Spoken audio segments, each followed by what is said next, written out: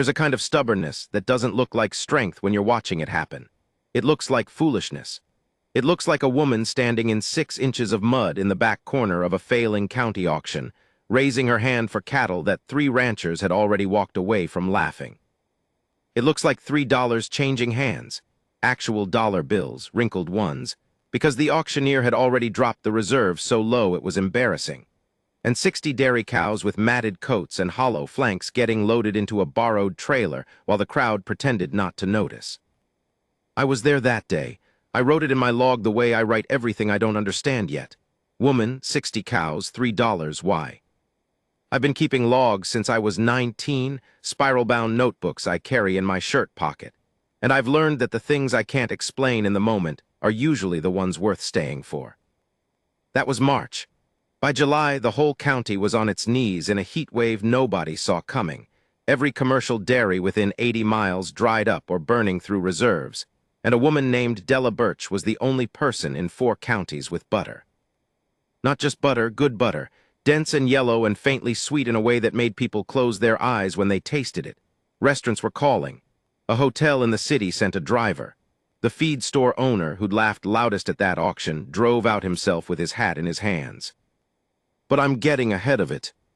The beginning wasn't triumphant.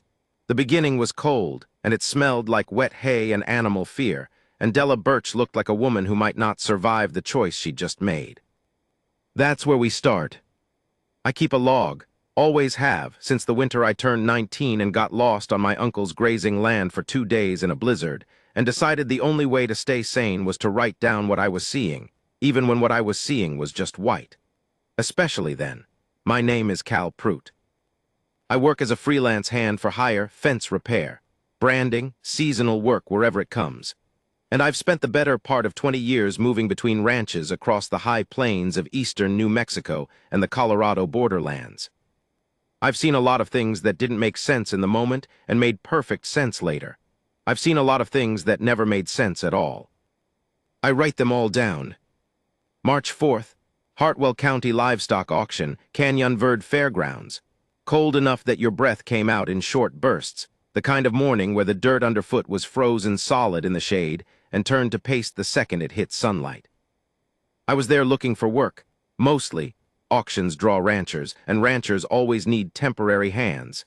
And also because I find auctions interesting in the way I find most things interesting, which is to say I like watching people make decisions under pressure and trying to understand the logic behind them.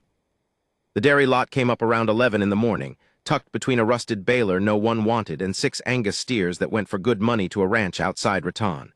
60 head of Holstein Cross dairy cattle, mixed ages, condition listed in the catalog as fair to poor, which is auction language for look at them before you commit. I'd looked. They were thin, most of them, hip bones showing through winter coats that hadn't been properly brushed out in months.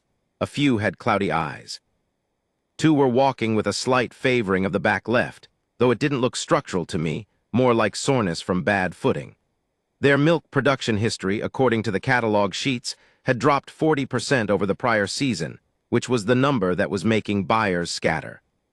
3 ranchers circled them, looked at their feet, looked at their eyes, looked at each other, and walked away. I heard one of them say, not worth the feed cost to get them back up, which was probably an honest assessment. I wrote it down. 3 buyers walked, not worth feed cost. I write what I hear. It's a habit. The auctioneer, a sunburned man named Pollard who had seen work 3 or 4 auctions in the region, started the bidding at what he clearly thought was a reasonable opening and got nothing. He dropped it. He dropped it again.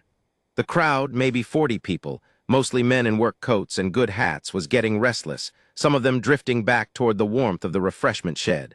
Pollard made a joke about the cows that got some laughs. It wasn't a cruel joke, exactly, but it wasn't kind either.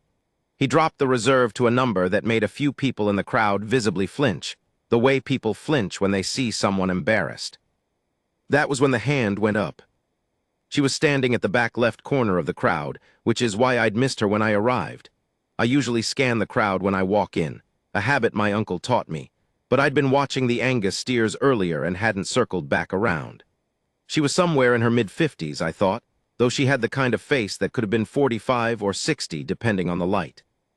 Tall, lean in the way that comes from actual work rather than intention, wearing a barn coat that had been patched at the left elbow with a piece of canvas that didn't quite match the color. Her hair was iron gray and pulled back with what I later realized was a doubled rubber band, the kind you get around a bunch of carrots at the grocery store. She was wearing work gloves with the fingers cut off the right hand, which I noticed because she used that hand to write something in a small notebook before she raised it. She raised it clearly and steadily, without hesitation. Pollard looked at her the way auctioneers look at surprise bidders, a quick recalibration, a small narrowing of the eyes. He called the number. Nobody countered. The crowd had largely decided this lot was a charity case, and the few people still paying attention seemed to be paying attention only to see who was foolish enough to take it. He called it 3 times, no counter. Sold. I wrote, woman 60 cows, $3, why? Her name, I found out by asking Pollard afterward while he was tallying sheets, was Della Birch. He knew her vaguely, he said, the way you know people in a rural county, which means you know their land and their trouble better than you know them. She'd had a small operation about 20 miles east, out past the dry creek bed that locals called Arroyo Flaco, which translates roughly to Skinny Creek, though it hadn't carried water consistently in 6 years. She'd been running a small goat herd for milk and cheese, maybe 30 animals. She'd had some kind of bad year, he thought. He wasn't specific about what kind, and the goat herd had been reduced. He didn't know why she'd bought the cows. He said it the way he said it. Don't know why she'd buy those cows.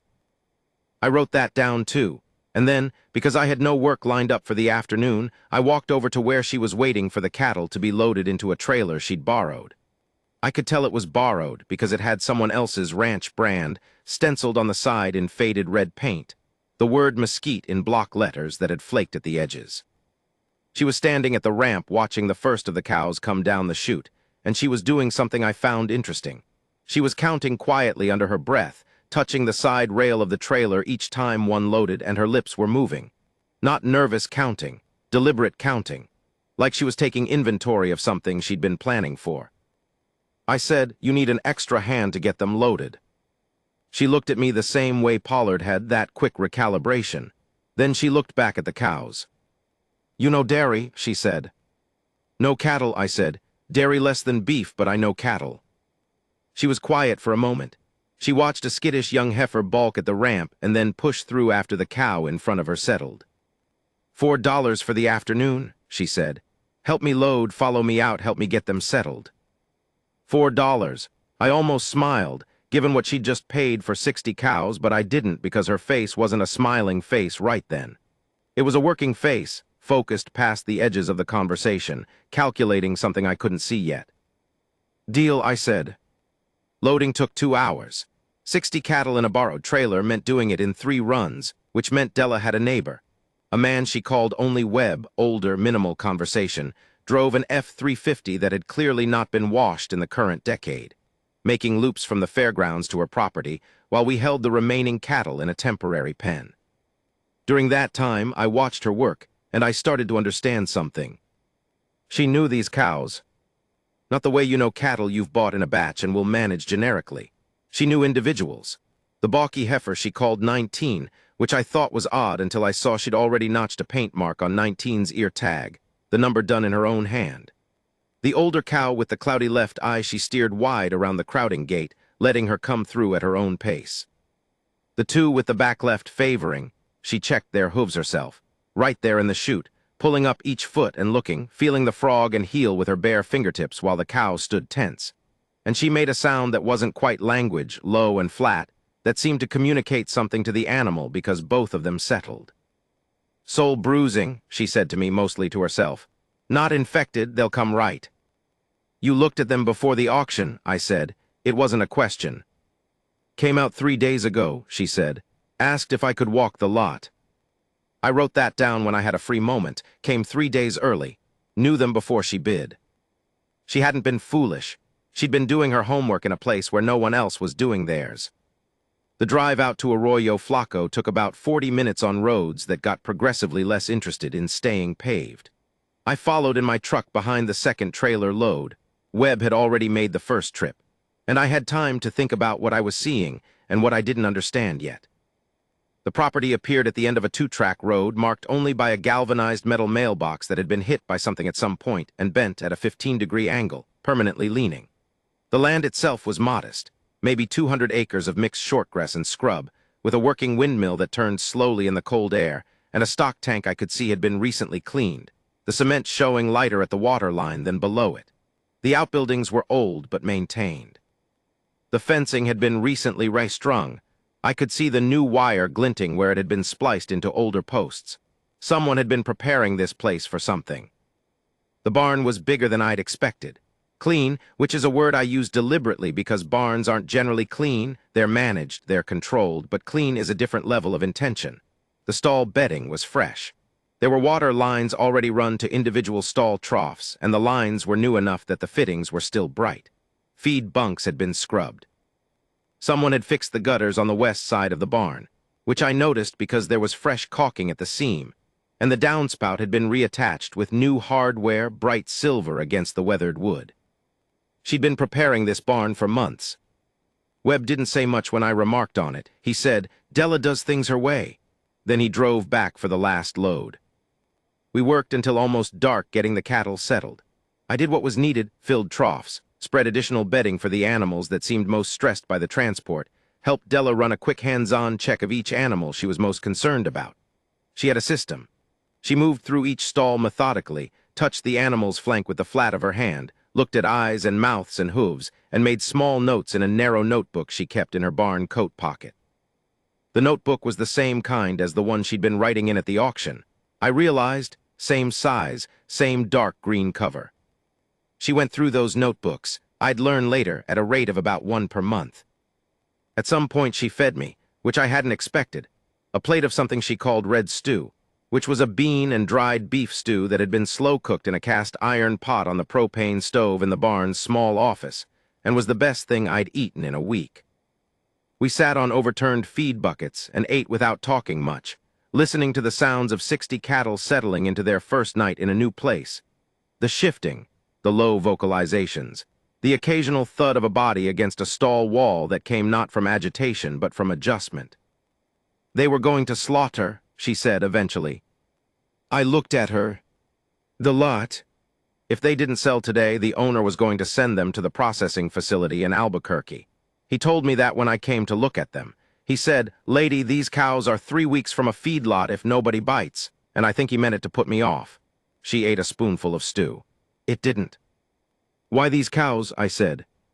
She was quiet for a moment.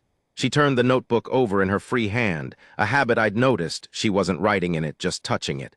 "Because nobody thought they were worth anything," she said finally. "And I've learned that's usually where the value is." I wrote that down. I wrote it exactly as she said it, because I knew it was the kind of thing that would matter later even if I didn't know how yet. She paid me my $4 in quarters and dimes from a mason jar on the office desk, and I drove home in the dark. I went back the next week, not because she'd asked me to, but because I was curious, and curiosity is the thing that's governed most of my decisions since that blizzard when I was 19. She hired me on loosely. "When you've got time and I've got work," she said, which was a flexible arrangement that ended up meaning 3 or 4 days a week through March and into April. I fixed fence, helped with the feeding rotations, ran supply runs into town when she was too busy to leave the animals. What I watched during those weeks was something I didn't have a clean word for at the time. Della Birch was restoring those cows. Not fixing, not patching. Restoring the way you'd restore something with actual value, something worth the long attention. She'd gotten their feed history from the previous owner, and it was, as she'd suspected, inadequate, wrong protein balance for dairy animals, low mineral content, the kind of corner cutting that looks like savings until it shows up in production numbers or body condition. She'd already sourced replacement feed before the auction, which told me the planning had been going on for longer than the 3-day pre-auction visit. She had a schedule for gradual transition, week by week, written out on a whiteboard mounted in the barn office, color-coded in a way I found slightly bewildering but which she could read in a glance. The 2 cows with sole bruising came right within 10 days, the way she'd said they would. 19, the balky heifer turned out, Della told me, to be the most likely candidate for the best milk production in the herd once she was properly conditioned. She was young, structurally sound, and descended from a line that Della had looked up after the auction using the ear tag information. "Looked her up," I said, "in a registry." "Some of the registries are public," she said, not stopping the work she was doing, which was refilling the mineral lick stations. "These cattle have history even if their last owner didn't bother with it." She'd done this for most of the herd. 60 cows, most of them with traceable histories she'd dug up in the weeks before and after the purchase. She knew which ones had the best genetic potential for butterfat production specifically.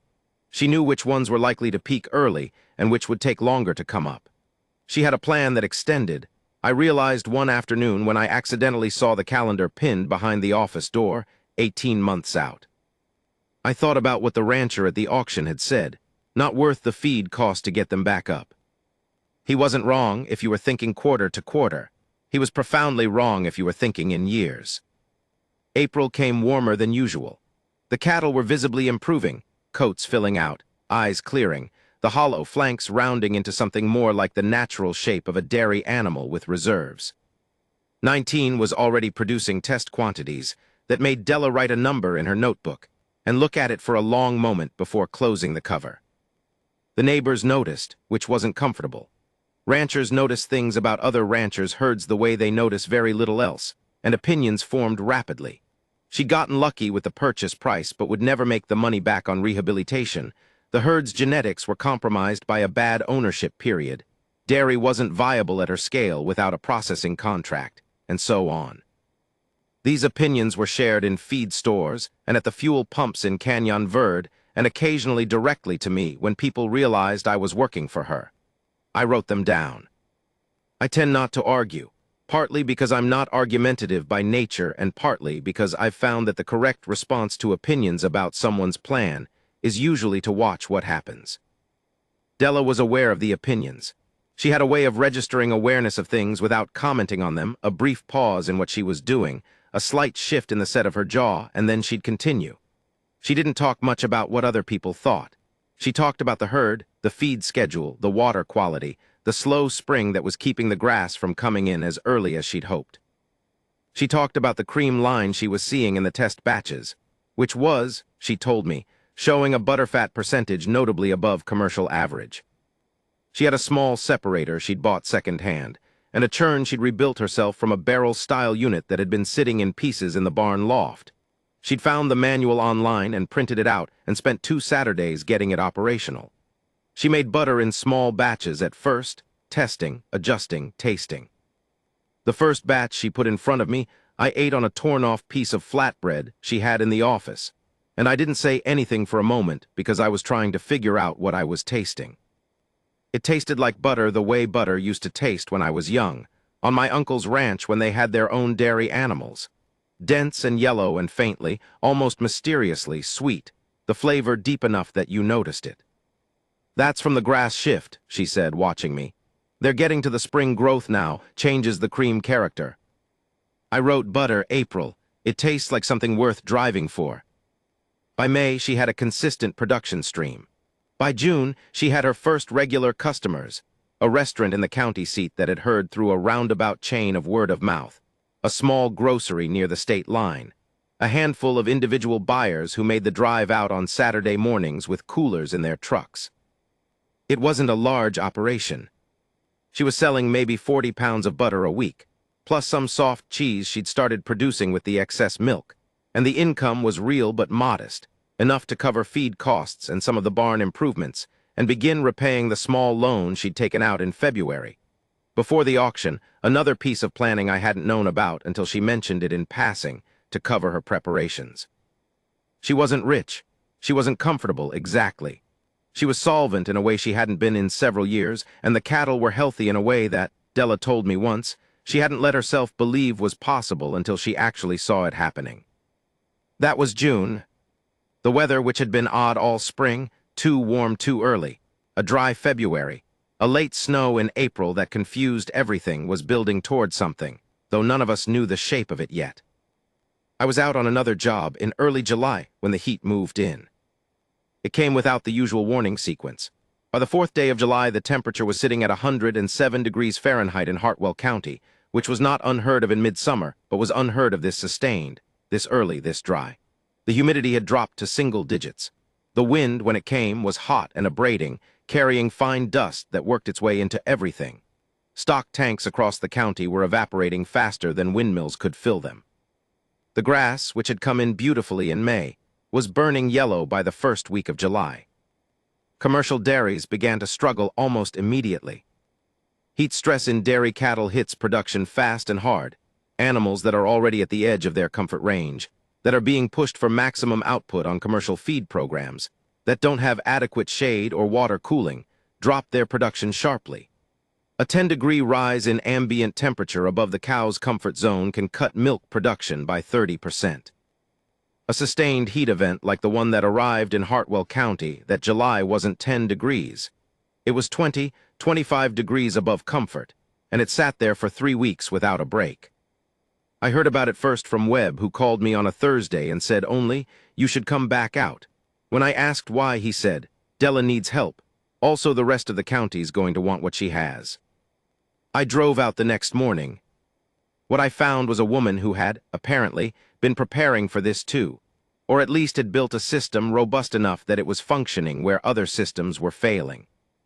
That story belongs to part 2. But I want to leave you with the image I had, driving up that 2-track road in the July heat with the dust coming off the dry arroyos and the air shimmering above the asphalt, of the windmill turning, and the barn looking solid and deliberate in the landscape, and 60 dairy cattle in better condition than anyone in the county had thought possible. Because a woman with $3 and a green notebook had looked at something worthless and seen what it could become. I put my truck in park and I wrote in my log, "She was right. Here's where we find out how right."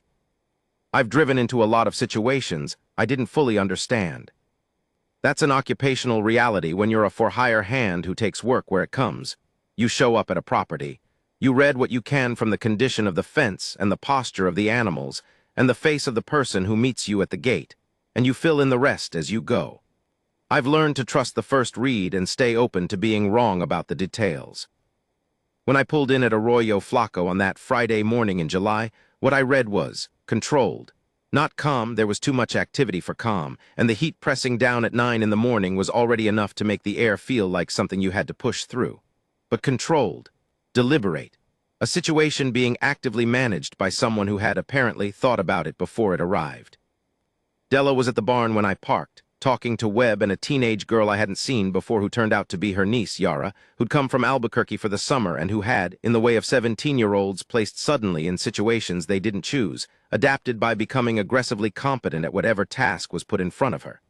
She was carrying a length of soaker hose when I walked over. She nodded at me, didn't introduce herself, got back to work.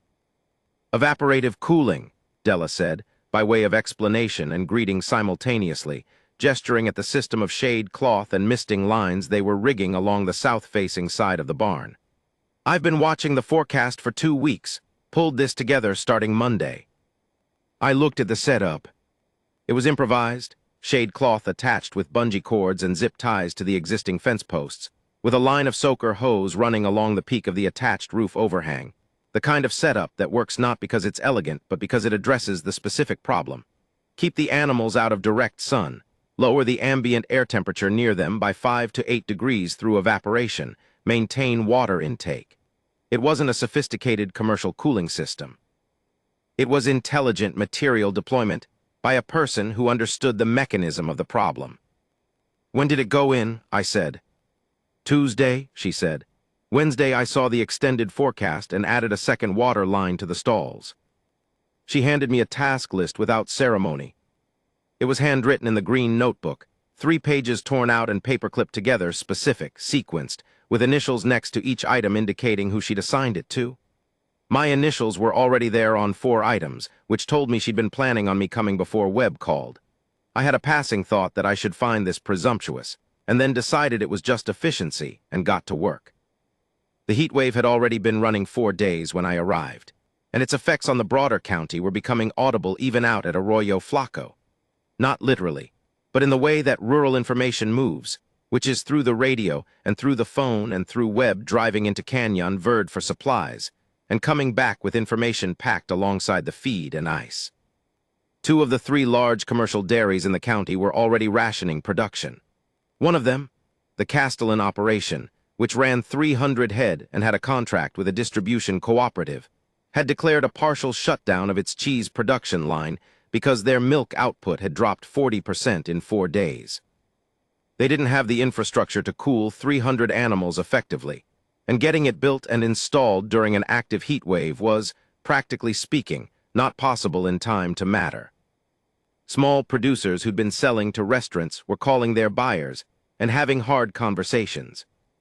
The restaurant Della sold to, a place called Copper Range in the county seat, that did a specific regional cooking style and had built a few of its signature dishes around her butter specifically, called her on Thursday, the day before I arrived. I know this because she mentioned it while we were working, in the way she mentioned most things, factually without inflection designed to signal how I should receive the information. Copper Range called, she said. They want to double the order. I told them I couldn't promise that. Can you fill it? I said. Maybe, she said. Depends on how the herd holds. This was the crux of everything in those first days, the question of how the herd would hold. 60 dairy cattle under a sustained heat event, even with cooling measures, were going to experience some production drop. That's thermodynamics. It's not a management failure. It's just what happens to warm-blooded animals in excessive heat. The question was degree.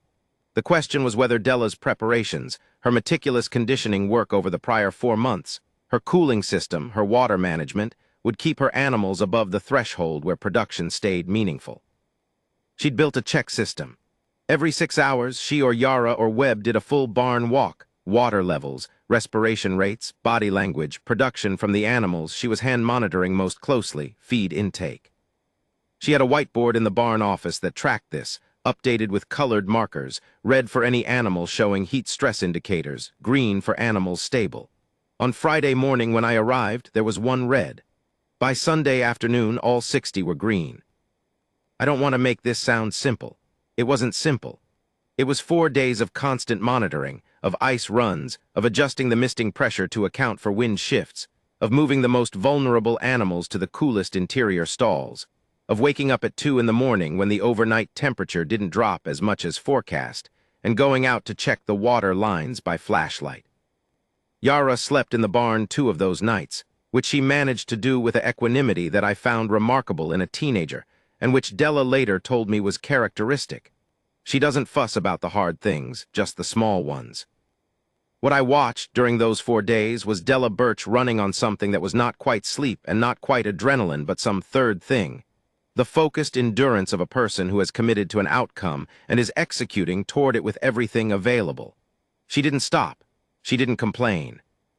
She had moments of exhaustion that were visible, standing still for a few seconds too long, the notebook falling to her side rather than being held in front of her, eyes going unfocused toward the middle distance, and then she'd straighten up and move to the next task. On Sunday night, I said, "When did you last sleep more than 4 hours?" She considered this genuinely, which told me she'd actually lost track. "Wednesday," she said finally, "but I'm all right." She wasn't quite, but she was all right enough, which is the relevant category.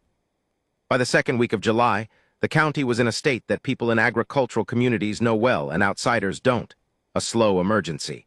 The kind that doesn't make the news because it's distributed across 100 individual operations, each one managing its own version of the same crisis, and there's no single dramatic image or moment. There's just a slow accumulation of loss that adds up to something significant only when you look at the total.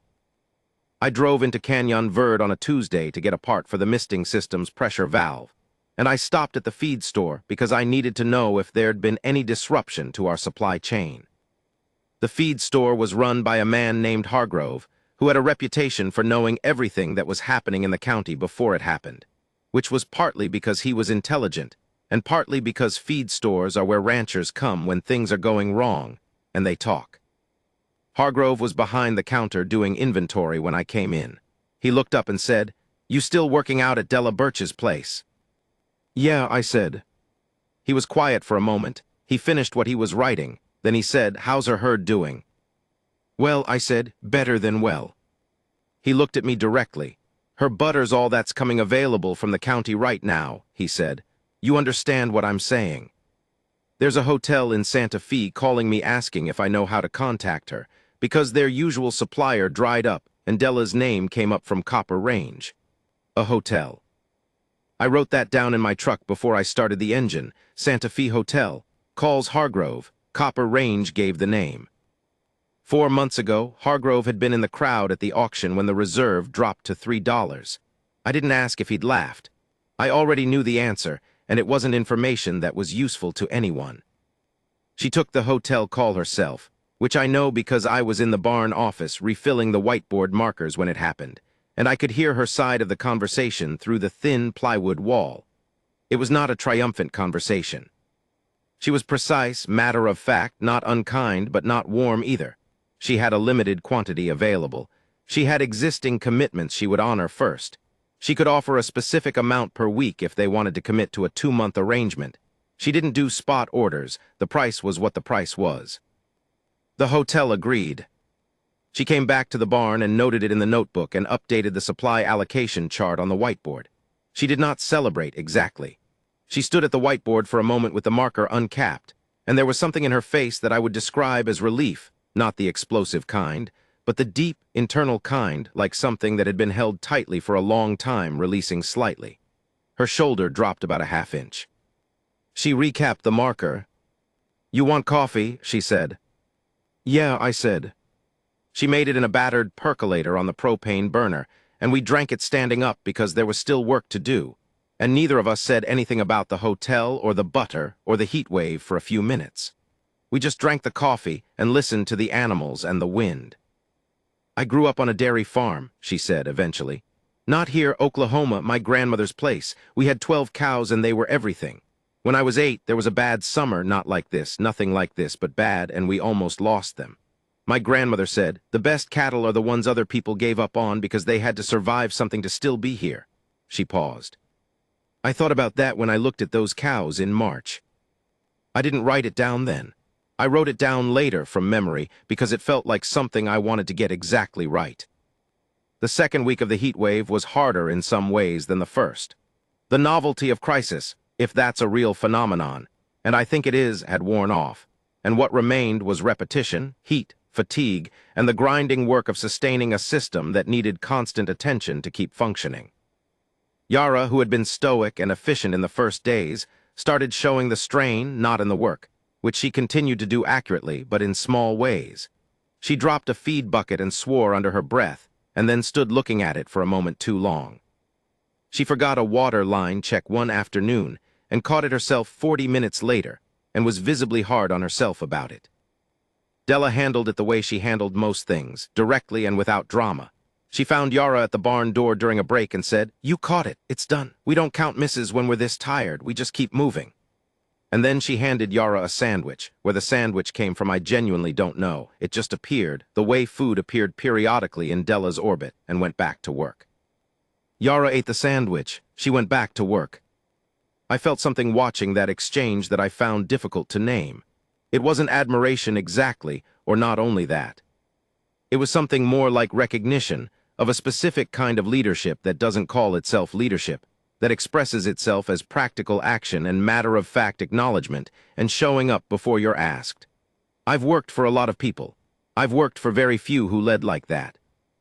I wrote, she doesn't lead out loud. She leads by doing the next thing. There was a moment in the third week that I want to record carefully because I think it's the center of something important, and I want to get it right. It was a Thursday afternoon, the heat at its worst. 112 degrees at 2 p.m. by the thermometer on the barn's north wall, which was in shade, which meant the direct sun ambient was something worse. The misting system was running full, the shade cloth was holding, the barn interior was hovering at about 98 degrees, which is within manageable range for conditioned animals with good water access. The herd was stable. Everything was, technically, under control. Della came out of the barn office at about 2:30 and stood in the shade of the overhang and looked at the pasture. Nothing was moving out there. The grass was burned yellow and flat, the air above it shimmering so hard it looked like water. The windmill was turning, the tank was full. The herd was inside. I was repairing a misting line that had developed a micro crack. I looked up when she came out. She was looking at the pasture with an expression I hadn't seen on her before. Not defeat, not even close to defeat, but something in the vicinity of exhaustion that had gotten specific, that had turned into a particular emotion I couldn't quite name from the outside. Her arms were at her sides.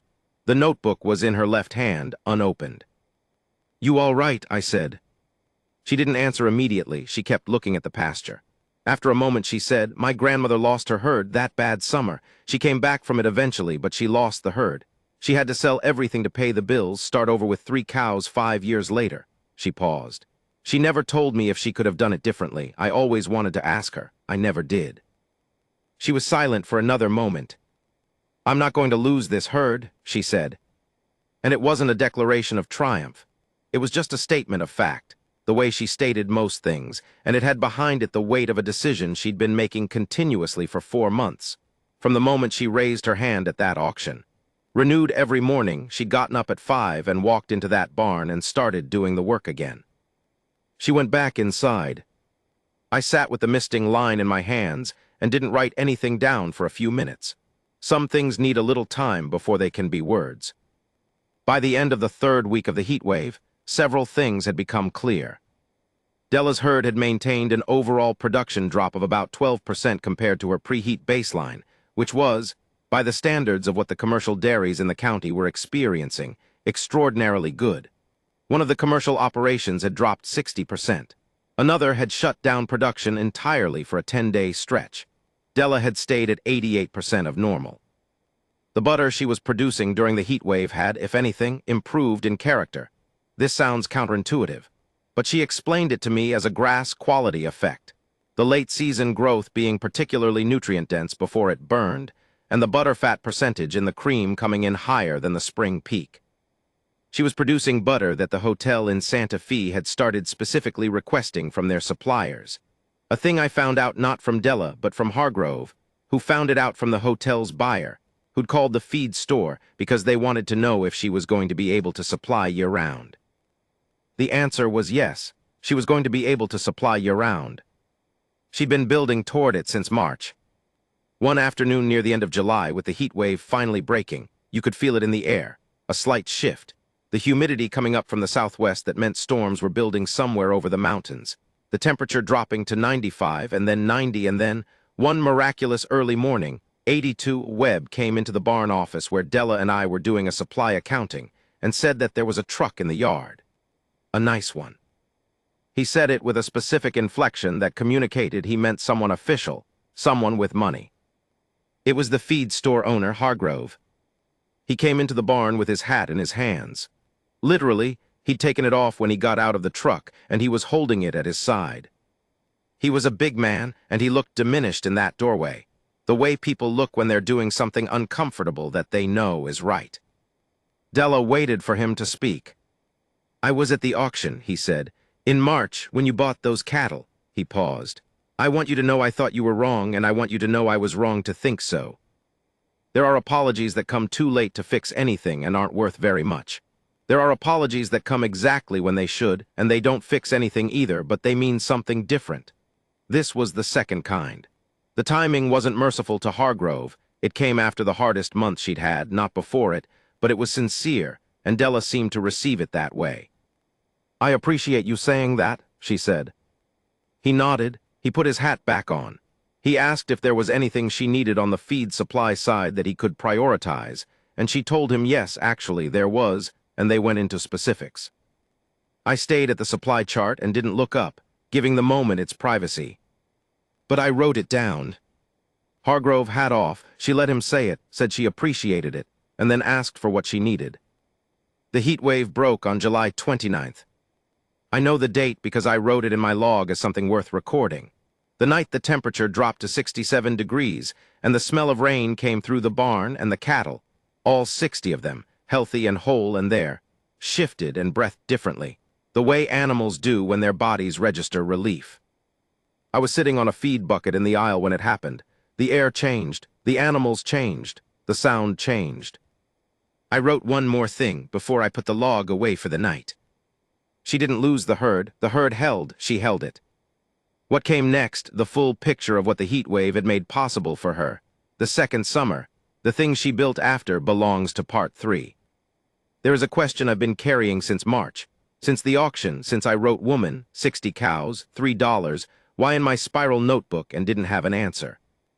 I've been collecting pieces of it, in the barn during the conditioning months, in the heat of July, in Hargrove's hat coming off his head in the doorway.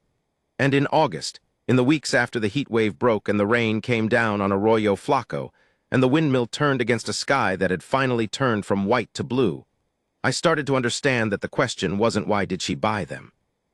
The question was bigger and less answerable, and it was this: what does it mean to see value in something that the world has decided is worthless? I'm still working on that one. I don't think I'll ever finish it.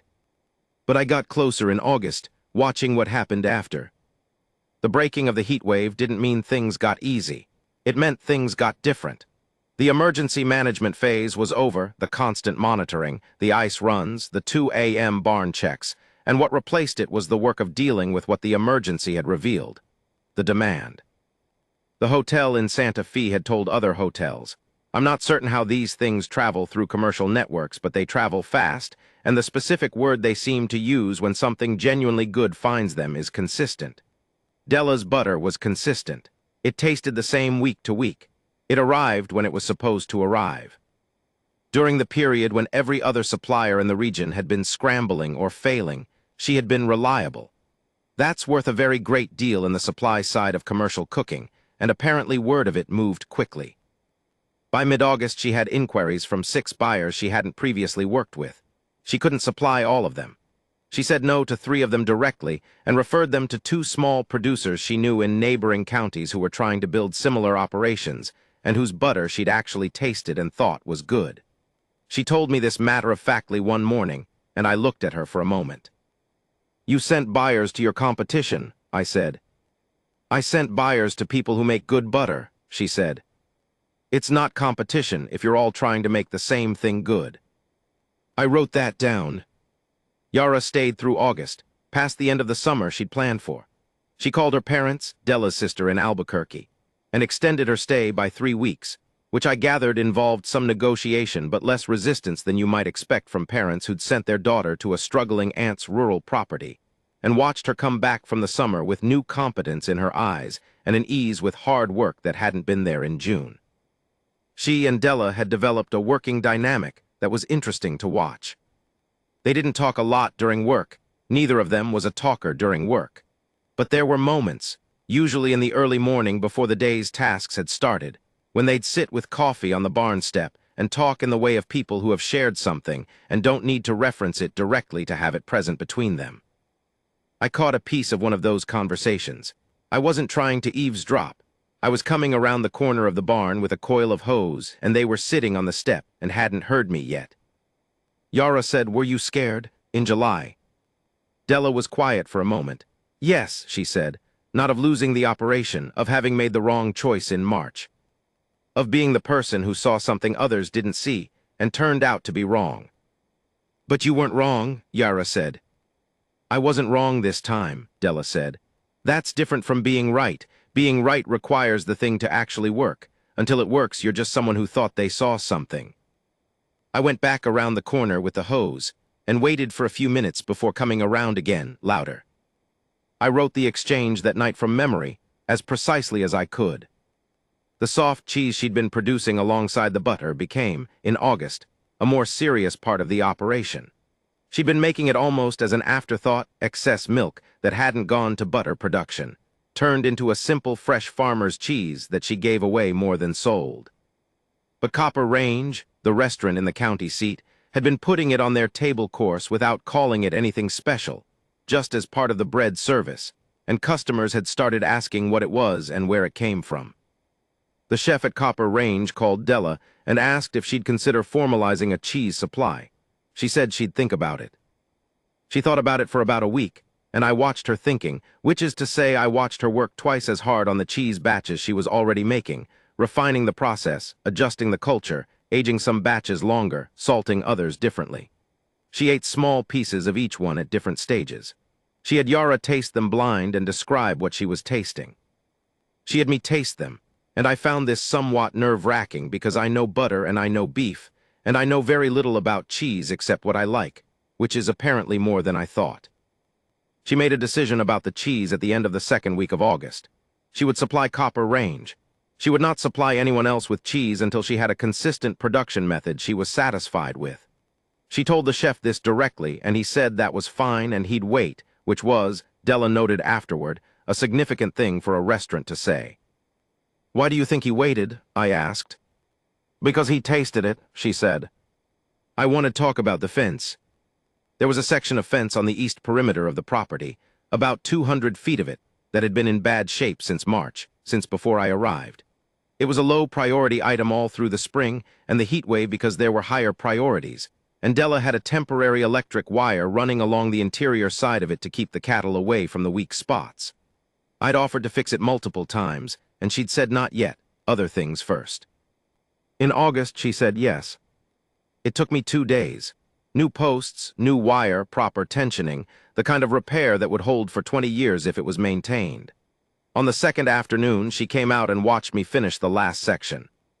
She ran her hand along the top wire the way you test tension, a particular gesture any rancher learns, the slight pressure that tells you about the whole line.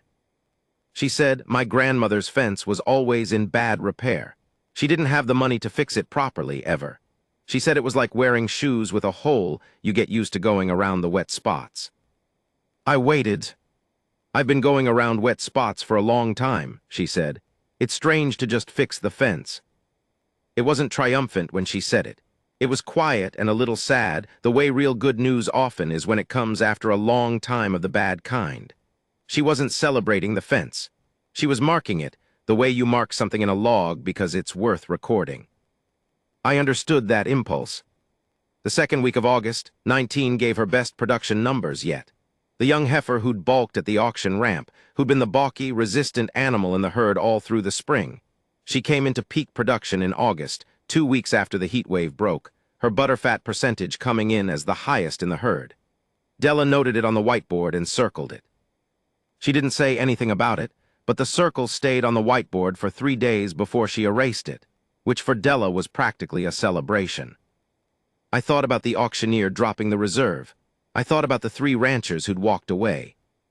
I thought about Della going out to that lot 3 days early with her notebook, checking feet and eyes, looking at ear tag numbers she was going to trace in livestock registries, seeing something in a group of thin, neglected animals that no one else was willing to see. I asked her once, it was August by then, a cooler morning, the kind of morning that makes you feel like maybe the summer is finally tired, how she'd known, how she'd been certain enough to act. She thought about it seriously, which is always how she thought about things. "I wasn't certain," she said. "You can't be certain about something like this. You look at what's there and you decide if it's worth the work, and then you do the work and you find out." "What if you'd been wrong?" I said. She looked at me. "Then I'd have done everything I could for 60 cattle who needed it, and I'd have been broke again, and I'd have figured out what came next." She paused. "Being wrong about the outcome doesn't make the choice wrong. You make the best choice you can with what you know, and then you do the work." I wrote best choice with what you know, then the work, then you find out. By the end of August, some things were settled and some things were not. The settled things: 60 dairy cattle, all healthy, production above regional average, a small but reliable and growing butter and cheese operation with commercial relationships she'd earned, a barn in better repair than it had been in years, a fence that would hold for 2 decades. The not settled things: the loan, which she was paying down steadily but which had years to run. The question of scale, whether she could or should expand the herd, add labor, formalize the operation, which she was explicitly not deciding yet on principle. The second winter coming, which was its own set of unknowns. And Yara, who drove back to Albuquerque in the last week of August, who hugged Della in the driveway in a way that was brief and fierce, and told you everything about what the summer had been, and who told me before she got in the car, "I thought I was coming here to help. I didn't know I was coming here to learn something." I asked what she learned. She looked at the barn for a moment, at Della moving across the yard toward the office, notebook in hand, the regular motion of a person in the middle of their work. "That you don't wait until you're sure," Yara said. "You wait until you're ready. Those are different." She drove away. Della didn't watch the car go. She was already at the office door. I stayed through September. My reasons were the same reasons they'd always been. There was work, I was curious, and I find it difficult to leave a situation I don't fully understand yet. I wasn't sure I'd fully understood this one. In September, the land started to breathe again, the burned summer grass coming back in places, green shoots pushing through the yellow where the water had moved in the post-heatwave rains. The cattle were in the pasture in the early mornings, moving in that slow, particular way that cattle move when they're well-fed and comfortable, no urgency, just existing in a space that holds them well. 19 was in the middle of the herd most mornings, which I mention only because she'd been on the edge of the herd all spring. The animals sort themselves this way, by some logic I've never fully decoded, and middle of the herd is, in the language of cattle, belonging. She'd come right. I'm going to tell you about a thing that happened in September that I've thought about since, that I keep returning to in the particular way I return to things I wrote down, but haven't finished understanding. There was a woman who came out on a Saturday, one of the individual buyers who made the drive with a cooler, a different woman from the regulars, someone I hadn't seen before. She was maybe 40, and she had a child with her, a boy who was maybe 8 or 9, who immediately went to the fence and looked at the cattle with the absolute, uncomplicated absorption that some children have for animals. Della came out to meet her with the week's order. They did the transaction, and then the woman looked at the barn and the property and said, "How long have you been doing this?" Della considered it. "About 6 months serious," she said, "but I've been thinking about it for years." The woman nodded. She looked at her son at the fence. "He wants to farm," she said. "I keep telling him it's too hard." She paused. "How do you, is it too hard?" Della looked at her for a moment. Then she said, "It's hard. I won't tell you it isn't, but hard and too hard are different things. Too hard means it breaks you. Hard just means it costs something." The woman was quiet. Her son had put his arm through the fence, and one of the mid-herd cows, not 19, one of the older ones, had come over and was letting him touch her nose. He was perfectly still, the kind of stillness children have when they don't want to disturb something wonderful. The woman picked up her cooler. "Thank you," she said. She looked like she meant more than the butter. They drove away. I didn't write anything immediately.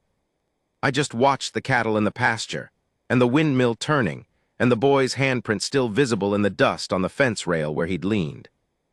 Later I wrote hard and too hard. She knows the difference. She's been living in the space between.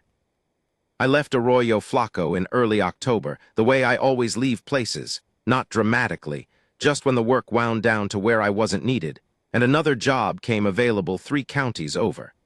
Della paid me in the usual way and didn't make a production of the goodbye. We shook hands in the driveway. She said, "You kept good notes." She'd seen my log a handful of times. I'd never hidden it. I told her I kept logs on everything. She said she knew, and she nodded at it the way she nodded at things she approved of, once decisively. I drove out the 2-track road and turned onto the county road, and in my rearview mirror I could see the windmill, and then I couldn't.